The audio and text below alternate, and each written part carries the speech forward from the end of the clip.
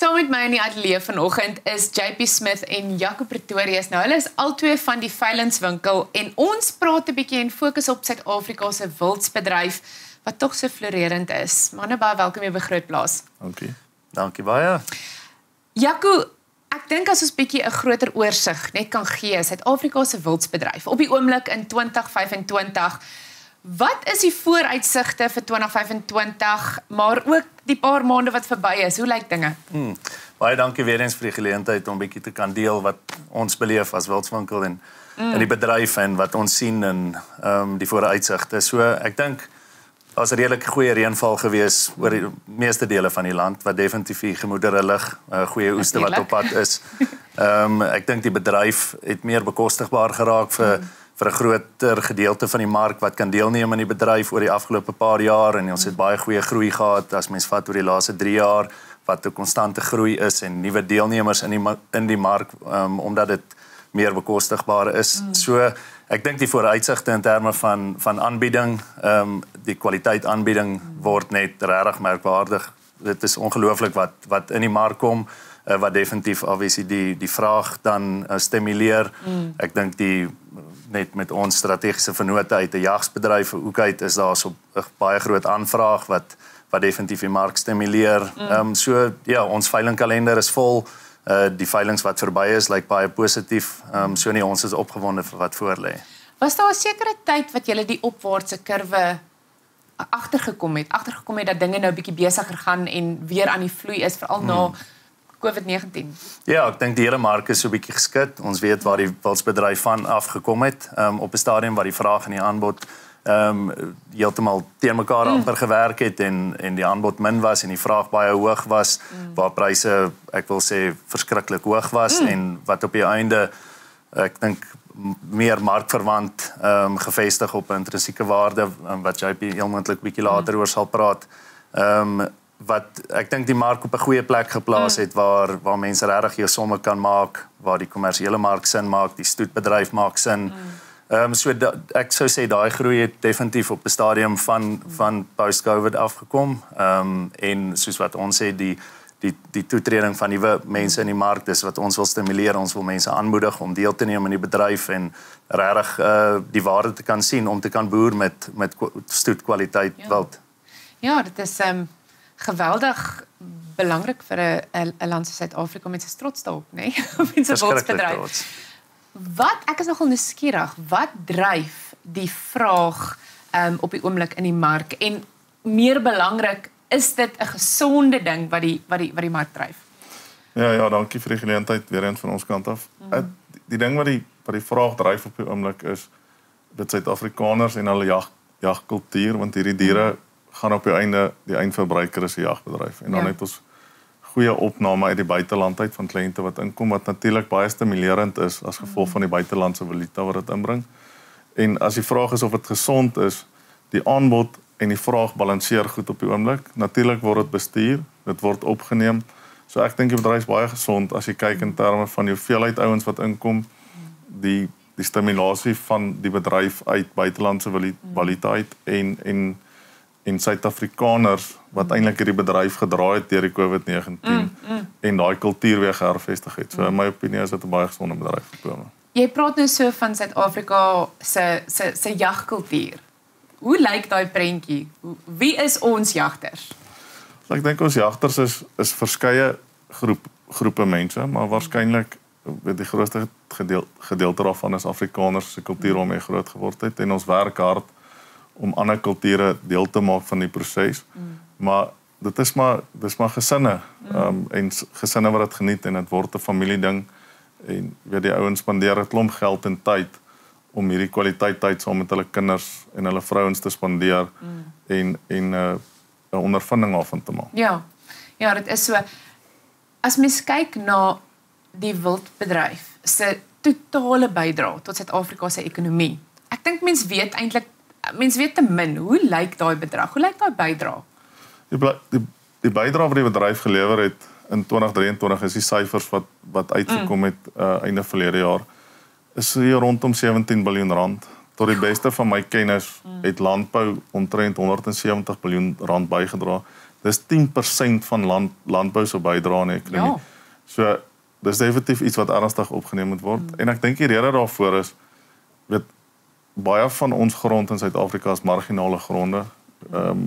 Insetkostes van produsente is op en hulle kan hierdie wild meer ekstensief boer teen laer kostes wat 'n groter winsmarge tot gevolg het. En dit is wat dit aanloklik maak op die oomblik. Jaco, as mens spesifiek kyk na die rol van aanlyn veilings. Was dit altyd 'n ding gewees? Maar ook, wat is die rol van 'n aanlyn veiling in die industrie as 'n geheel? Hoe werk dit? Ja, so iemand wat dalk nie weet nie. Ja, ons as uit 'n wildswinkelhoek uit spesifiek tot die wildbedryf het al baie jaar terug begin met 'n aanlyn komponent. Eintlik maar net as gevolg van die hoeveelheid aanbieding het ons 'n lewendige veiling gehad en 'n aanlyn komponent. So ons het al in 2016, 2017 die aanlyn komponent daarvan begin doen. Met COVID-19 het dit ons almal geforseer om in die bedryf toe ons nie kon veilings hou nie, het dit baie mense maar gelei tot aanlyn veilings wat eintlik maar in ons hand ingespeel het en daar gaan nie weer 'n lewendige veiling gehou word sonder 'n aanlyn komponent nie. Dit het dit so toeganklik gemaak vir mense om eintlik van die gemak van sy huis of kantoor of enige plek in die wêreld eintlik 'n aanlyn veiling of 'n veiling te kan bywoon. Die lewendige veiling bly maar lekker, die emosie daar agter, die pannekoeke en die samesyn tussen die mense wat daar so is en so daai gaan altyd daar wees, maar die aanlyn komponent vorm 'n massiewe deel daarvan en dit sal nooit weer sonder dit wees nie. Ek meen net uit ons hoek uit hierdie week is dit nogal spesiaal. Ons het bietjie gediversifiseer. Ons doen wild en ons doen vee en ons doen implemente. Ons het hierdie week 'n aanlyn bod gehad op 'n swartwit pens bil van 2.3 miljoen rand. Ons het 'n aanlyn bod op 'n stroper gehad wat ons in vrede gehou het van ek dink 4 miljoen rand en ons het 'n aanlyn bod gehad op 'n bees wat ons die naweek opgeveil het van 800 000 rand. So dit is die aanlyn komponent voeg baie waarde toe vir die bemarkers. Die ander deel wat dit baie byvoeg is die data. Ek meen ons sit met die beste bemarkers in die land wat kennis het van genetika ensovoorts, maar met die data wat ons kry uit die aanlyn komponent, maak dit vir ons bemarkers baie maak dit maklik om regtig spesifiek te kan bemark aan die koper of die verkoper met die data wat ons kry uit die aanlyn stelsel uit.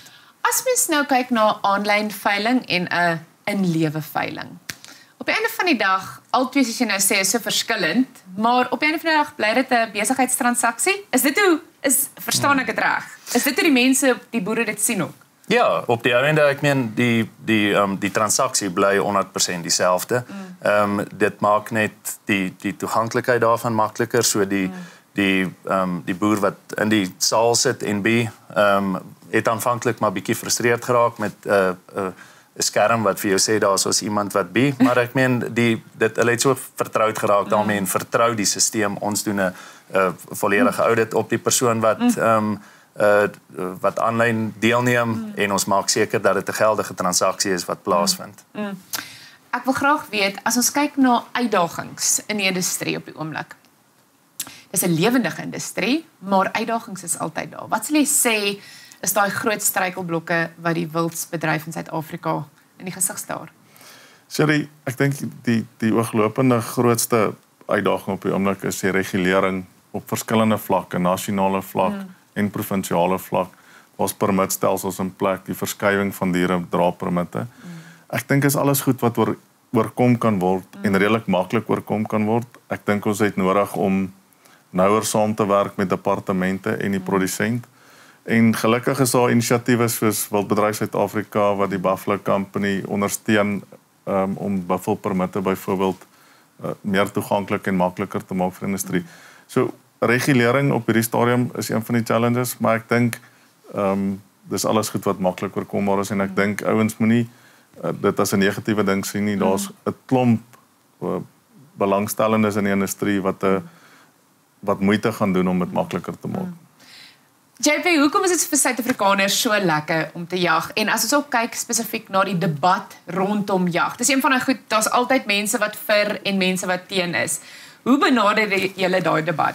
So ek dink dis ingebore in Suid-Afrikaners met die hunter-gatherer mentaliteit, dit is moeilik vir my om dit in Afrikaans te verwoord, is ingebore in ons. Ek dink die debat gaan oor wat ons moet onthou, jag gaan nie net oor om 'n dier dood te maak en die vleis te gebruik nie. Die verbetering van genetika in Suid-Afrika as gevolg van jag is die punt wat 'n ou moet na kyk. Jy weet, ons deesdae is daar swart-wit pense byvoorbeeld met horinglengtes van 60-62 duim, waar ons 10 jaar terug almal rond die land vol gery het om bulle te sien met horings van 44-45 duim. So die natuurlike seleksie wat nie kan plaasvind as gevolg van heininge wat deur mense in plek gesit is nie, word deur jag vervang. En dit is die grootste ding, ons genetiese vooruitgang as gevolg van swakker diere uit troppe uit al manlike diere vervang, het veroorsaak dat hierdie ding volhoubaar is in die toekoms. Dit is geweldig interessant. As mens kyk spesifiek, Jaco, na die potensiaal wat in die wêreld lê. Jy praat van mense wat graag Suid-Afrika toe kom om hier te kom jag. Wat dink jy is daai, ek wil amper sê daai troefkaart wat Suid-Afrika het in hierdie industrie spesifiek? Hoekom Suid-Afrika toe kom vir hierdie ervaring? Ek dink net ons land is regtig so uniek en so spesiaal. Daar is nie so 'n ander plek in die wêreld wat vir jou so ervaring gee met ons gasvryheid, met ons tipe mense, ons kulture, die diere wat net regtig ongelooflik mooi is. Ja. En die toeganklikheid tot sulke spesiale diere maak dit regtig baie aantreklik vir mense om nie ek meen in 'n baie kleinerige deel, baie maklik te kan verskillende dele van ons land sien en dinge ervaar. Ek is regtig ongelooflik trots Suid-Afrikaans en wat ons kan bied vir die land. En ek meen as mens self reis en elke keer as jy terugkom, sê jy daar is nie 'n plek soos Suid-Afrika nie. Nie so 'n tipe mens nie. Die diens wat ons lewer hierso is regtig net uitsonderlik. Daar is definitief nie 'n plek soos Suid-Afrika nie. Ek waardeer julle kuier vanoggend en sterkte met die pad vorentoe julle. Baie dankie, ons waardeer.